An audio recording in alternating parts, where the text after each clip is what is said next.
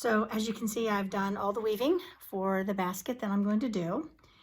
I've actually measured around the top of the basket to get my rim sizes because it's thick pieces and I like to put them in the water while I'm soaking my basket to help them be ready for the rim when I'm ready.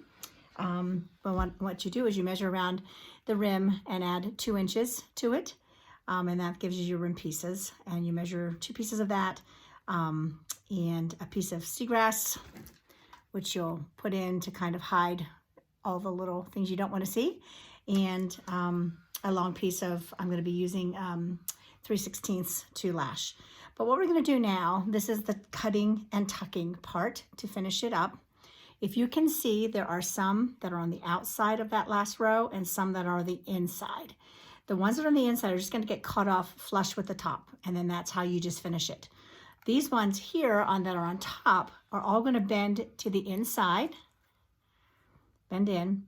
And if you look inside, there's several rows that I could be tucking them into in here. Typically, if you catch 2 or 3, since these are 1/4 inch, I might try to catch 3 of them.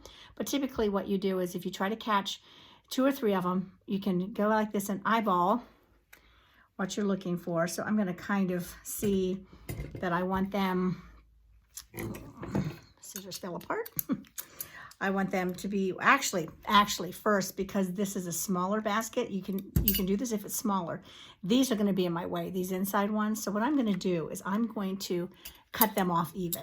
And what I do is I hold it here and I lean my scissors back, almost like I'm going to cut that top row off, and I cut straight across the top. So it's exactly the same as that top row. You really don't want them to stick out very much. If you shave a little tiny piece of that last row, it's okay. It's going to get covered by the rim anyway. You'll never see it. So I'm just going to cut those off. Lay your scissors back. I go as close to the fulcrum of the scissors as I can to get a good cut in there. Just be careful you don't close too far and get the next one, which shouldn't be cut. I'm just going to go around, cut them all off. And like I said, this is to get them out of my way with a smaller basket. With a larger basket, you have a lot more room to work with for your hands to fit in. So you can cut the inside ones at any point. You just want to make sure you're cutting the right ones. That's very important. So now I have these. I've been soaking these so they're good and wet. So I'm just going to go around and I'm just going to bend them all down over that last row of weavers. Again, they will not stay there, but you want that good bend to help them stay there. Okay, I'll kind of mash them in there a little bit. And then I'm going to kind of look in here to see about how far I want to go. And so I'm looking in here, I'm going to cut it. And what I do when I cut it is I cut it at an angle. Number 1, the point helps to go down easier. And number 2, it also puts a nicer finish if you see those ends on the inside. So if I wanted to, I could cut a piece and make it exactly the same and whatnot. But like I said, I'm not a perfectionist. So I'm just going to kind of eyeball where they all should end. Put them all to an angle or a point, however you want to do it. I know some people just cut off the 2 sides and make a point, an arrow point, and not just an angle. For me, the angle works just fine.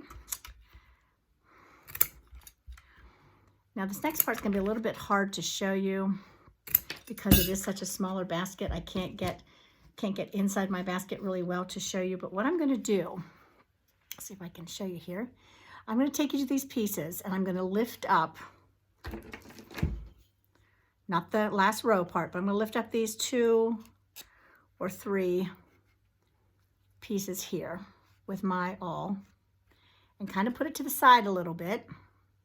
And then I'm going to take this piece. It's going to be a little hard to show up in the air because I'm used to laying it on the ground. But what I'm going to do is take that end. I'm going to bend it and manipulate it so it goes underneath those pieces.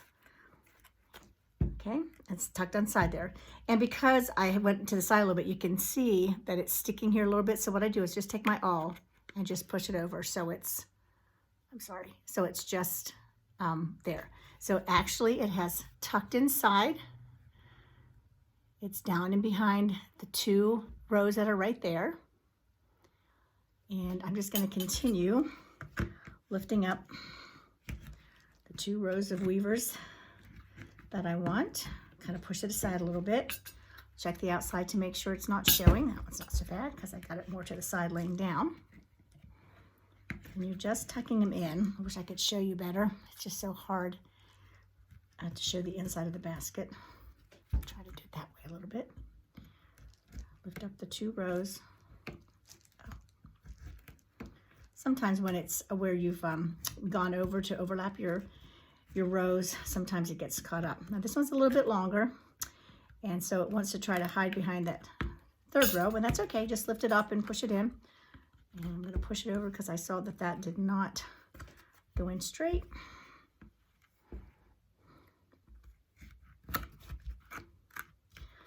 Now with a small basket, this goes pretty quickly, and that's why I kind of like the smaller baskets. So there's advantages. When you have a small basket, it's hard to get your hands in there and work, but you don't have nearly as many of these little things you have to finagle with.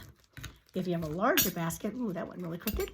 If you have a larger basket, you got a lot of these to tuck, but you have a lot more room for your hands. So, you know, you get the good and the bad with both sides of baskets.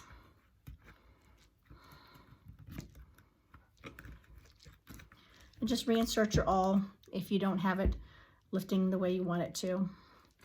Just come all the way down to the side here to push them in. When I try to get the second one in, I pull it over even more just to get the lift of the piece, but to also get it out of the way so that I can get my other part of the reed I'm turning over in. So here's the last one. Oops, pulled that out too soon. All right, so there we have bent and tucked all the pieces. It's a pretty good smooth finish here. There are a couple of these that when they bent, I don't know if you can see it or not, they split just a little bit. So there's some little pieces sticking up. Just cut them. You know, not a big deal. The rim is going to be about 1/8 of an inch taller than this piece because this is only 3/8 and the rim is 1/2 inch. So you're going to cover most of those. And like I told you about the seagrass, when you put the rim on, all these little things you see, this edge cut and these folded over with those spiky things, they're all going to get covered by the seagrass. So it covers a lot of the areas that you can see.